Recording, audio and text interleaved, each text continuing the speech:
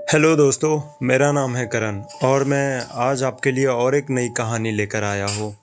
अगर आप इस खूनी खेल के यूट्यूब चैनल पर नए हो तो प्लीज़ चैनल को लाइक, शेयर और सब्सक्राइब ज़रूर कर लेना। और हाँ, अपनी कहानी मुझे बताना ज़रूर ताकि मैं वो सभी तक पहुँचा सकूँ। मुझे बाय द वे लगा नहीं था कि मेरी पिछली वीडियो पर 100+ व्यूज़ आएंगे, लेकिन आपकी बदौलत मेरा एक जो था गोल 100+ व्यूज़ का, वो आप सभी ने क्रॉस कर दिया, तो इसके लिए आपका तहे दिल से शुक्रिया। तो चलिए आज की कहानी शुरू करते हैं। रात के 2 बज रहे थे। पूरा शहर गहरी नींद में डूबा था, लेकिन दिल्ली के एक पुराने अपार्टमेंट की चौथी मंजिल पर एक कमरे की लाइट अभी भी जल रही थी। उस कमरे में बैठी थी रिया। रिया एक 24 साल की लड़की थी, शांत स्वभाव, अकेली रहने वाली, लेकिन पिछले कुछ महीनों से मानसिक तनाव से गुजर रही थी।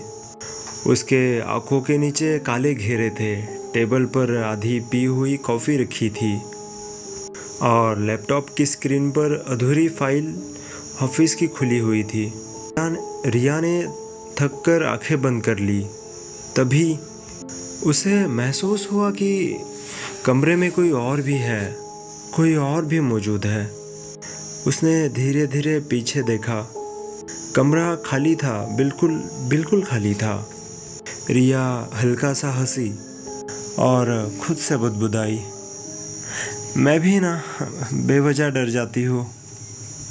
इतने में रिया उठी और वॉशरूम की तरफ चली गई। जैसे ही उसने बाथरूम की लाइट ऑन की तो उसकी नज़र सामने लगे बड़े आईने पर पड़ गई। कुछ सेकंड तक वो खुद को देखती रही, फिर अचानक उसे लगा कि आईने में उसकी परछाई ने एक सेकंड देर से पलक झपकाई। रिया मानो जम सी गई। उसका दिल तेज़ी से धड़कने लगा। नहीं रिया, ये सिर्फ तेरा वहम हो सकता है। शायद तू बहुत ज़्यादा थक गई है, इसके वजह से तुझे ऐसा हो रहा है, उसने खुद को समझाया। लेकिन तभी आईने में खड़ी रिया मुस्कुराने लगी। लेकिन जो असली रिया था, उसका शरीर तो बिल्कुल सीधा खड़ा था। रिया का शरीर पूरा ठंडा पड़ गया। वो तेज़ी से पीछे हट गई, लेकिन अगले ही पल आईने में सब कुछ सामान्य हो गया। रिया कुछ देर तक वही खड़ी थी, फिर उसने खुद को संभाला और वापस से कमरे में आ गई। लेकिन उस रात उसे नींद नहीं आई।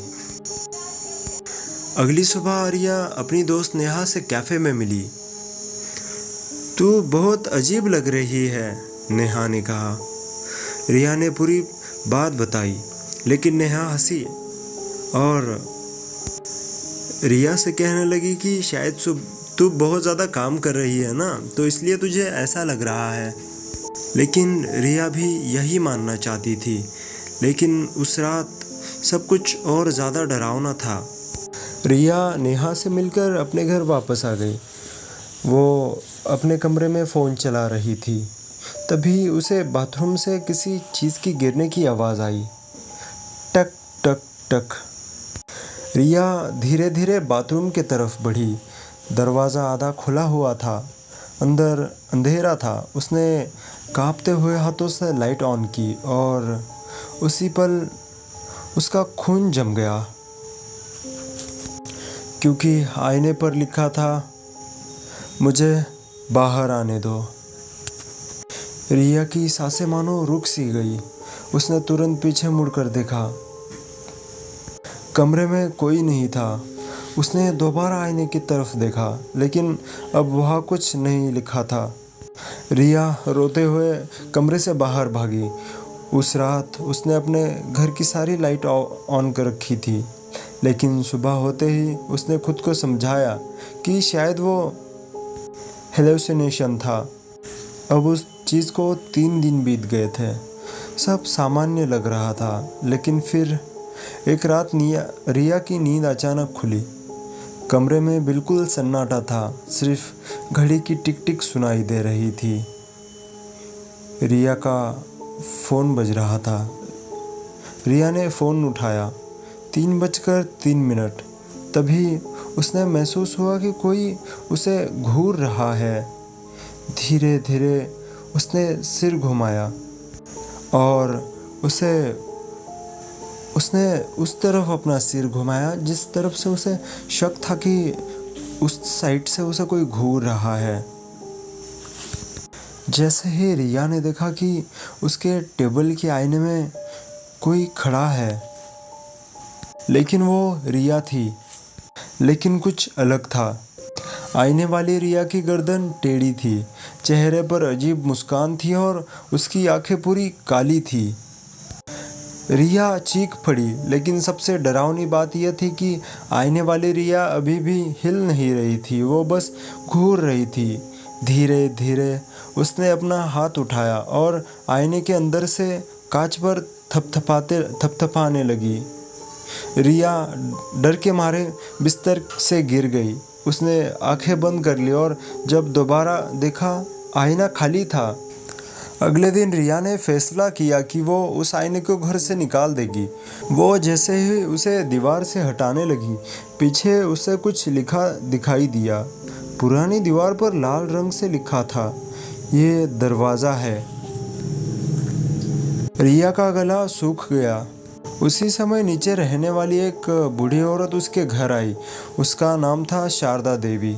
उन्होंने आईना देखते ही घबराकर पूछा, तुमने आईना कहाँ से लिया? रिया ने बताया कि आईना उसे पहले से ही फ्लैट में मिला था। शारदा देवी का चेहरा सफ़ेद पड़ गया था। उन्होंने धीरे से कहा, 20 साल पहले यहाँ एक लड़की रहा करती थी। उसका नाम मीरा था। वो हमेशा इसी आईने के सामने बैठी रहती थी। एक दिन लोगों ने उसकी चीखें सुनी।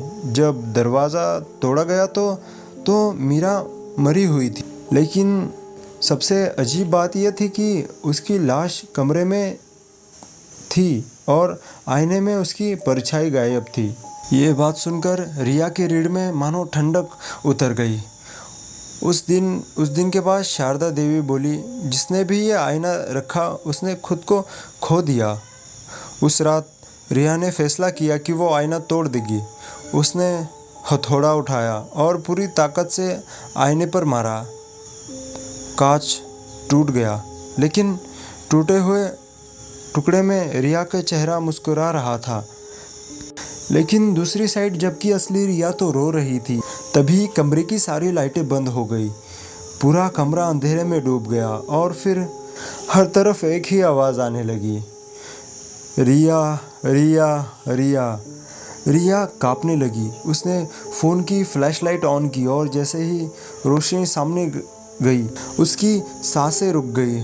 कमरे की दीवारों पर सैकड़ों टूटे हुए शीशे थे और उन सारे शीशों में वो खुद खड़ी थी, लेकिन हर रिफ्लेक्शन अलग था। हर किसी में उसका स्वभाव अलग था।